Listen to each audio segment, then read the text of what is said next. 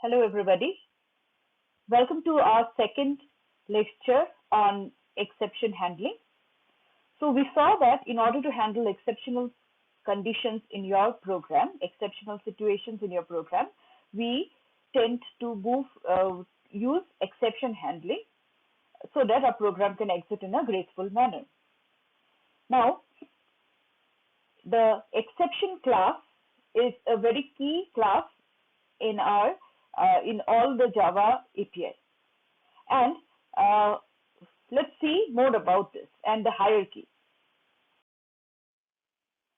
So all Java exceptions, they inherit directly from this exception class. So as you can see here, this is only a part of the exception hierarchy. So you can see there is at the top, there is a class called the throwable class. So any subclass, any objects belonging to any of the subclasses that you can see out here, or there are others also which I have not listed due to lack of space. All these are you can think of these to be some kind of an exception that can be handled through exception handling. And throwable itself, it is derived from the object class. So under throwable, you have two specific groups. One is the exception class, and we have the error class. So exception class again has got some subclasses. So we have only listed only a small part of the hierarchy. So for example, exception class has got subclass runtime exception, which again has subclasses class cast exception, array index out of bound exception, null pointer exception, input mismatch exception, arithmetic exception, and so on. Another subclass of exception class is the IO exception. So the IO exception deals with those exception objects which are related with reading and writing from files and streams and so on. Okay? So there are other subclasses also which we have not seen. On the other hand, there is this category that is other than exception, the other part of this subtree, that is error. So error refers to things like when things can go wrong not in your program but in the Java virtual machine. So if there is some problem, your program does not run as it is intended to because of problems in the JVM, then the exception object that is created here is because of this, is a subclass of this error class. So suppose you want to run your program but there is no memory, okay, then you cannot do anything about it. Okay, you cannot change it, you cannot come out of that exception. Okay, there is no memory to run your program. So in that case, this is out of memory error, and it is a subclass of the error class. So there are some other subclasses again of the error class. So please keep this exception hierarchy in mind. So throwable is the topmost, then you have exception and error. Okay, under exception handling, you can deal with anything that comes under the exception class. So runtime exception, IO exception, and so on, and their subclasses. So as I had mentioned, this is what I had mentioned just. The throwable class is a subclass of the object class. So only throwable objects can be used with the handling mechanism, exception handling mechanism. And class exception and its subclasses, it represents exceptional situations that can occur in a Java program, and these can be caught. So if they can be caught, they can be handled. And if it cannot be handled, then it comes from the error class. So the error class and its subclass represents abnormal situations that could happen in the JVM. So this is the basic difference between exception class and error class. Okay, so exception class represents situations that can occur in your Java program. Error class and its subclass represent situations that can occur in the JVM. So it is usually not possible to recover from errors.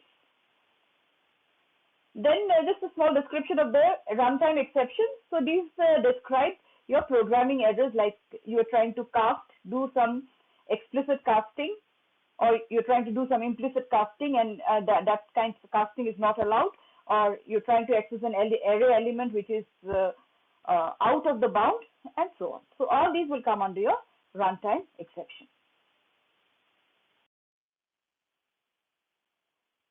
Now, there is another category of these exceptions. So what we saw was the hierarchy of the classes. Now, we have categorized exceptions as in two types. One is checked exception and the other is unchecked exception. So what do they mean? So whether it is a checked exception or an unchecked exception, this is determined by the what type of exception it is, to which subclass it belongs to in the hierarchy. So all exceptions that are direct or indirect subclasses of the runtime exception class and error class are unchecked. Okay, so error index out of bound, null pointer exception, okay, all these, that casting exception, all these are subclasses of runtime exception. Or even if there are subclasses out of that, then anything that comes under runtime exception or its subclasses, these are called unchecked. This falls under the category of unchecked exception. And all exceptions that are direct or indirect subclasses of the exception class, but not runtime exceptions and errors, are all checked. So in our hierarchy, if it is a subclass of runtime exception or error, then it is unchecked, and for anything else, these are checked. So in our hierarchy, we saw that there was a subclass of exception called IO exception. Now IO is not a subclass of the runtime exception, so all IO exceptions are checked exceptions, whereas all exceptions which are under runtime exception class, these are unchecked exceptions. We are not going to discuss about the error class because these are JVM related exceptions, so we are not going to talk about that. We are just going to handle the exceptions that are there in our program. So this is checked and unchecked exception. So what is the use? Now the question is that what is the use of this categorization? Why have checked and unchecked? Okay, so there is a very important way or a different way in which the compiler behaves for if your program can generate any of these exceptions. So the compiler behaves differently for checked exceptions and differently for unchecked exceptions. Okay, so do not forget, subclasses of runtime exception are unchecked. Subclasses of anything else, all other than runtime exception and error, are checked. So what happens is when you are compiling the program, the compiler will check every method call and method declaration to determine whether the method throws some checked exception. So the compiler will do this checking. Okay, so it will look at the lines and it will see if your method throws a checked exception. So suppose you are trying to read and write to a file. Okay, you are trying to read from a file, you are trying to write to a file. Okay, then the exceptions that can occur can be an IO exception. Okay, so the compiler will do this checking whether your method throws any checked exception. So if it does throw this exception, if these exceptions can be thrown from your code, the compiler ensures that the exceptions are caught or declared in a throw clause.